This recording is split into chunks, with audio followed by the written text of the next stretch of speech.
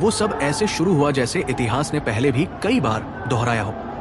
जब चीनी communist party CCP को गंभीर चुनौतियों का सामना करना पड़ता है तो वो सिस्टम को दोष देने की बजाय जनता पर हाथ उठाती है।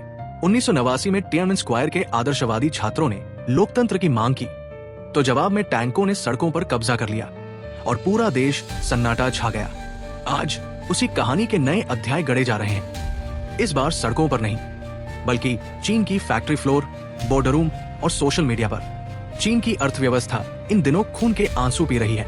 निर्यात में लगातार गिरावट, अमेरिकी और यूरोपीय टैरिफ्स का दंश, घरेलू मांग में सुस्ती, इन सब कारकों ने कारोबारी तबके को घेर रखा है। लेकिन सबसे चौंकाने वाली बात यह है कि सीसीपी अब अपने ही व्यापारियों को यात्री मानकर उन पर अंदरूनी दबाव बढ़ा रही है। शेंजन के एक कॉपर पार्ट सप्लायर से लेकर गुआंगझो के कोटोन के विस्तारक तक, जो कभी ग्लोबल ट्रेड का चुपके से फायदा उठाते थे, आज वो खुलकर आवाज उठा रहे हैं। मान लीजिए एक सप्लायर की कहानी सुनिए। उसके पास एक ऑर्डर था जो आधा तैयार भी हो चुका था, लेकिन अचानक अमेरिकी टैरिफ्स बढ़ गए। कच्चे माल का बिल 10-20 हजार युआन से ऊपर चला गया, मजदूरी के खर्चे उलझ गए और पूरे उत्पादन पर ब्रेक लग गया। उसने बताया कि इतनी भारी नकदी वही जमी रही कि कर्मचारियों को पगार तक देने में मुश्किल खड़ी हो गई। एक और जिक्र योग्य किस्सा एक बी दो बी साई बिजनेस का टिकटॉक इन्फ्लुएंसर सुनाता है। इस शख्स के पास 2026 तक के $50 मिलियन के ऑर्डर बुक थे और उन्होंने लेन देन, शिपिंग और इनवॉइसिंग तक हर चीज प्लान की हुई थी। लेकिन जैसे ही 34% टैरिफ लागू हुआ, उनका पूरा बिजनेस अस्थिर हो गया। महीन मार्जिन पर चल रहे ये व्यापार टिक न सके। नया माल महंगा हो गया, कंटेनर फंसे रहे और खरीदारों ने कैंसिल कर देना शुरू कर दिया। ये केवल 2 उदाहरण नहीं है। वीबो और वीचैट जैसे प्लेटफॉर्म्स पर जो कुछ भी बचा है सेंसरशिप से, वहाँ हर ओर एक ही कहानी जगमगा रही है। अकेले 50% तक घट चुकी निर्यात दर, घरेलू क्रय शक्ति में कमजोरी, बैंक लोन तक पहुंच में रुकावट। लोग यथार्थ की गुहार लगा रहे हैं, थोड़ा रियलिज्म लाने का साहस दिखाएं, नेशनलिज्म के नारे छोड़े। सीसीपी के लिए ये सबसे खतरनाक स्थिति है, इसलिए प्रोपगेंडा मशीन को हाइपर ड्राइव में डाल दिया गया। अमेरिकी साम्राज्यवाद की पुरानी क्लिप सोशल मीडिया पर फिर से साझा की जाने लगी। माओ के भाषणों के दिग्गज अंश दिखाए जाने लगे, जिन्हें 1953 में रिकॉर्ड किया गया था।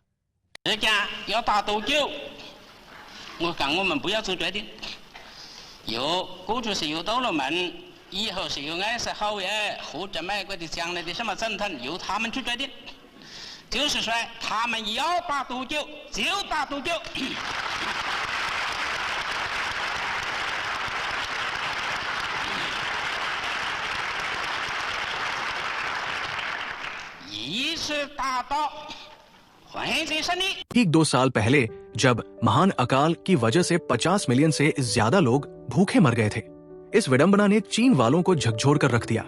जिस नेतृत्व ने खुद तबाही मचाई थी, आज उसी का उदाहरण परोसा जा रहा है। पहले माओ ने किसानों से खेत छोड़कर स्टील बनाने को कहा, जिससे अनाज का उत्पादन गिर गया और लोग कुपोषण का शिकार हुए। आज शी जिनपिंग की हकीकत से जंग के आदेश ने फैक्ट्रियों के पहिए धीमे कर दिए, लेकिन ऊंचे दावे जारी हैं। हमें गर्व से खड़ा होना चाहिए, चाहे कीमत जो भी चुकानी पड़े। इन लोगों के बीच एक वीडियो खूब वायरल हुआ, फिर वीबो ने हटा दिया। उसमें एक आम शख्स ने बड़ी ही सादगी से कहा, हम 1.4 बिलियन लोग हैं, लेकिन हमारी क्रय शक्ति अमेरिका के 1/3 भी नहीं। अमेरिका दुनिया के कंज्यूमर मार्केट का 1/3 है। क्या हमारी फैक्ट्रियां रातों रात वो जगह ले सकती हैं? उसने समझाया कि दक्षिण अमेरिका को रुपया में, दक्षिण पूर्व एशिया को रुपया में बेचने से कोई बड़ा लाभ नहीं होता, लेकिन डॉलर में बिकने पर वही मुद्रा दुनिया भर में सिंचाई का स्रोत बन जाती है। ये बातों का ग्रासरूट लेवल का मास्टर क्लास था, साफ निर्दोष गणित, जिसे फैक्ट्री वर्कर से लेकर छोटे स्टोर मालिक तक समझ सकते हैं। क्योंकि असली मुद्दा ये नहीं कि राजनीतिक रूप से क्या सही गलत है, बल्कि ये है कि चाबी डॉलर खो देने पर रोजमर्रा की जिंदगी थम जाएगी। इसके जवाब में बीजिंग लगातार कह रहा है कि जापान और दक्षिण कोरिया हमारे साथ है, पर दोनों ने फौरन मना कर दिया। फिर अफ्रीकी देशों को जीरो टैरिफ की बात करके दिखावा किया, हालांकि वे उद्योग में इतनी ताकत नहीं रखते कि इसका लाभ उठा सके। इन्होंने ये सब ग्लोबल ऑडियंस के लिए एक दिखावा तैयार करने के लिए किया। पर्दे के पीछे जो सच है वो बिल्कुल अलग है। वो पर्दा जिसे कोई देखना नहीं चाहता, वही पर्दा है मर्चेंटलिज्म का, फ्री ट्रेड का नहीं। गूगल, फेसबुक, इंस्टाग्राम, यूट्यूब पर पाबंदी, विदेशी कंपनियों पर रेगुलेटरी अड़चने, जबकि चीनी कंपनियों को विदेशों में विस्तार के लिए खुले चेक दिए जाते हैं। प्रतिद्वंद्वियों को अंडरकट किया जाता है, जैसे स्टील सेक्टर में हुआ। जब घरेलू मांग पूरी हो गई, तब भी 50 मिलियन टन तक अतिरिक्त उत्पादन पर सब्सिडी रखकर दुनिया को सस्ता माल बेचा गया, सिर्फ वैश्विक प्रभुत्व के लिए, न कि चीनी जनता की भलाई के लिए। पर इसके नतीजे भी भारी हैं।